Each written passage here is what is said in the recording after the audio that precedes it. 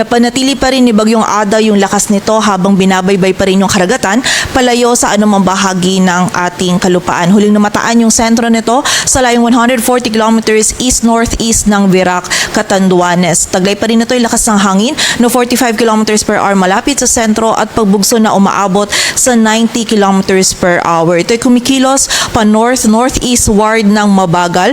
Palayo po yan dito sa area ng Catanduanes. And may kita din po natin ngayon dito sa ating satellite animation na halos wala na tayong mga kaulapan dito sa ating landmass and mostly yung mga makakapal po na kaulapan na associated with Bagyong Ada ay nandito na po sa may karagatan or mostly offshore na po yung mga malalakas na mga pag-ulan natin. But generally, meron pa rin po mga scattered na mga pag-ulan, pagkilat at pagkulog na mararanasan mostly dito po yan sa eastern section pa rin ng southern Luzon. So expect po natin until today po yung magiging mararamdaman pa rin natin yung direct effect ni Bagyong Ada in terms po ng mga pag-ulan, but less na po yung mga pag-ulan na ito kumpara sa mga naranasan natin kahapon mostly dito sa area ng southern Luzon at ilang areas pa po ng Visayas.